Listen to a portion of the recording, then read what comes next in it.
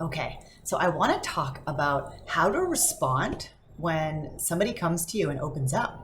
When somebody comes to you to come clean about something, how do you respond? Is your first response, your automatic response to say, you should have told me? If that's your automatic response, you're not alone. Recently, I was on a coaching call with one of my executive coaching clients, and this leader super committed to building what we call, an inclusive culture in his organization.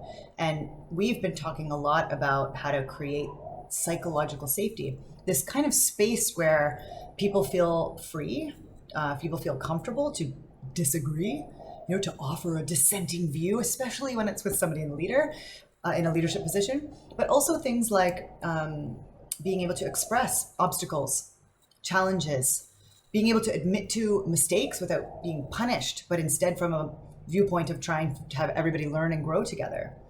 And so what happened was this individual reached out to this leader to open up about something. In fact, they shared pretty vulnerably about some of their struggles personally over the last couple of months, setting up a workstation at home that was possible in their small apartment with quite a few family members, and some family members getting COVID and dealing with the pressure and stress around that.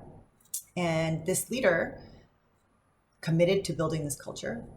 Automatic response was finding out, especially that this had been going on for months, was, you should have told me. And so when we unpacked this, the first feedback I gave to this leader was, let's look at that response. What would be a more appropriate response? A couple things about it.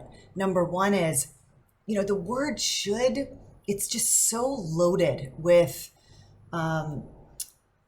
proper behavior. And there's a lot of assumptions in should.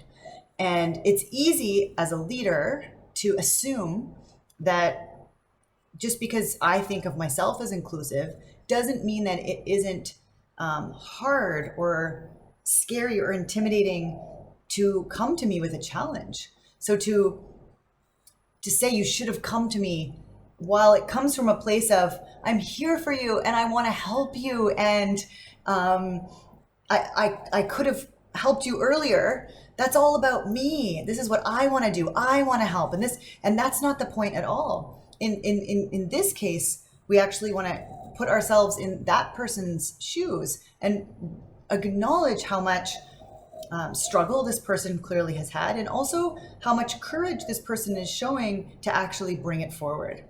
And so when we do that, put ourselves into their shoes and think about how hard it is in this moment for them to express this, then the response becomes, what?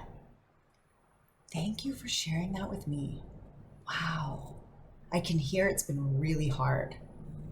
I can hear it's been really hard. I can see that you've had a lot of courage sharing this, right? To observe, to see or hear something, and to say, thank you for sharing.